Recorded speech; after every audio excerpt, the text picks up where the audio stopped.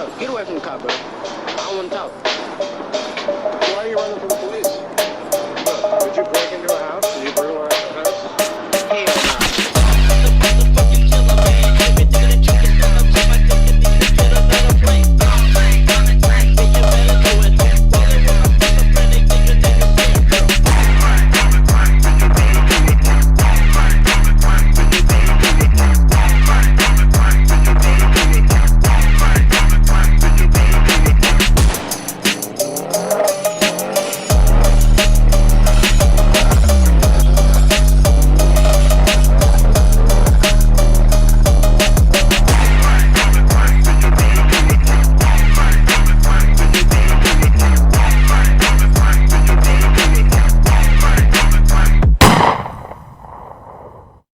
Okay, so before I let you on your own and go drift in a virtual block game, you have to know that drifting is a lot slower than just normal grip racing. Your exit speed is going to probably be a lot slower, since in this game for some reason you just lose a bunch of your exit speed. Second thing you need to know is to be patient. Results aren't going to instantly show themselves. You know, when I was learning, it took about a week for me to get the basics, and then I've been practicing ever since, and even now I'm still not the best at it. So yeah, pretty much just be patient and learn your limits, I guess. So firstly, we're going to start off with car choice. Now, I'm going to recommend 3 Tier 3 vehicles and 2 Tier 2 vehicles, and no Tier 1 vehicles because they absolutely suck ass. The first vehicle I'm going to recommend is the Yokoda Corsair KZX, better known as the Toyota Chaser. So the Toyota Chaser is a pretty heavy rear-wheel drive car. One major flaw about the Chaser is that it's very understeery. So if you're not drifting the entire time, you're going to be very understeery. But like, as you can see, I'm pulling off some pretty nice skids right now. The suspension is pretty rock solid, so it's a very stable feeling. You don't really get a lot of the sort of wobbly feel, but then again, if you hit something, it's going to be very reactive because of how stiff the suspension is. So that was the Chaser done. Next up, the next car I'm going to recommend is the Nikuna Silver D15, I believe it's called, better known as the Silvia S15 if I could find it. So the S15, pretty similar to the base concept of the Chaser, except it's way less understeery. But as you can see, one, the suspension is a lot looser, so you can use weight transfer more easily. And secondly, this thing understeers a lot less, so when you really floor it, it tends to oversteer, and I just flipped over. So the S15 is a lot better for grip racing because, you know, it's not a complete boat on wheels, unlike the Chaser, which that thing struggles quite a bit with turning. So that was the S15. Now we're gonna go on to our last vehicle, which is the 300ZX, which I don't even know if I have right now. Oh, the Nikuna Angel Z32, or the Fairlady Z32. This thing, pretty similar to the S15, just kind of heavier. It's a little like the S15 in the regard that you can shift the weight pretty easily, but the first and second gear ratios are a bit longer, so you can be a bit more sparing with shifting, and since the gears are longer, you can use the clutch kicks more effectively. This thing is also a lot more controllable than the S15.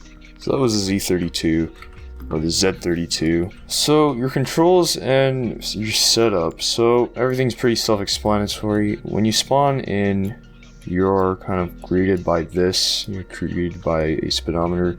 Now, I do not recommend using an automatic transmission for drifting. Use at least sequential shifting, and for the best possible experience, I would recommend manual, as you also have your clutch to play with, which is shift. So for manual, you need to press in shift and then E or Q to switch gears.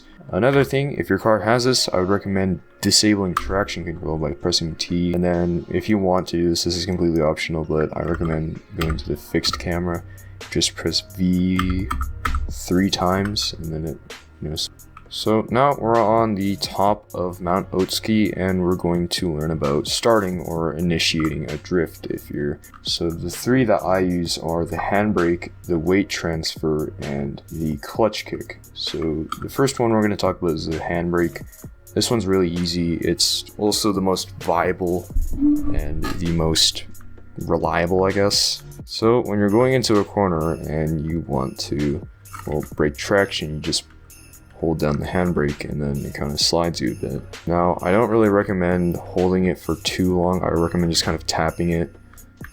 So we're going to take this first turn down the mountain downhill first. So you see that corner, we're going to brake, and then right as the corner started, I hit the parking brake and we hit a nice slide. Next up was the weight transfer. So to kind of demonstrate what I'm saying, just kind of look at that, I guess. So if you kind of notice what I was doing there, I steered in the opposite direction of the angle, then I brought my tires to face the inside of the apex. So basically what I just said is steer away and then steer into the corner. This technique has like a bunch of names. What I call it the weight transfer. It's also known as a Scandinavian flick in rally. And if you're a loser, you can also call it the Kansai drift. So this next technique is a little more niche, or niche, I don't know how you say it, but it is the clutch kick. What a clutch kick basically is in a manual car, and you have to use manual for this, otherwise you're doomed. You basically just, while you're flooring it, you have to tap the clutch pedal, and you usually get like a little bit of power, and with that power you can initiate a slide, and then I don't know, you win the Nobel Prize or something. So right there, when you saw my tachometer kind of spike, that was me just tapping the clutch, and because of that sudden sort of influx of power, you can slide really easily. Now you have to be in kind of a higher gear to do this. For example, if I take a corner right now, I'm tapping the clutch and nothing's really happening. That's because I'm already at max RPM. Okay, so I completely forgot to record the part about maintaining and recovering. So basically, to maintain, you usually just want to only use your throttle and your brake. Sometimes you can counter steer, which is basically just steering in the opposite direction of your drift. And as for recovering, it's pretty much the same as maintaining, except you just want to kind of let up on the throttle and let your car straighten out. Alright, that's all I have to say. So right now I'm on the Otsuki mountain pass. It's really popular for a lot of drifters and just racers in general. But if you're just starting out, the mountain pass is a very scary place to learn because there's a lot of sharp corners and there's a lot of sort of technique involved. So do what I did and just start in the city. So you can kind of just go around, you know, take corners. But one race I recommend doing here is the Godzilla Gauntlet. Whatever it may be changed to in the future, I truly do believe that this is a very good race to practice drifting. So this is kind of what the Godzilla Gauntlet looks like.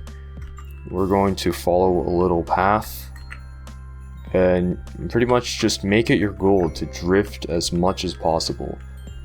All that jazz you can use on this map pretty effectively. It's also super fun, and I believe it gives you a pretty crash reward too. Oh, this corner is notoriously difficult. There you go, nailed it. But yeah, that's gonna probably do it, this video. I know I haven't uploaded in, let's check actually. How long has it been since I've uploaded? Wow, it's been a total of 90 days since I last uploaded on September 25th. So, yeah. I guess have a nice day, drink water, and don't die.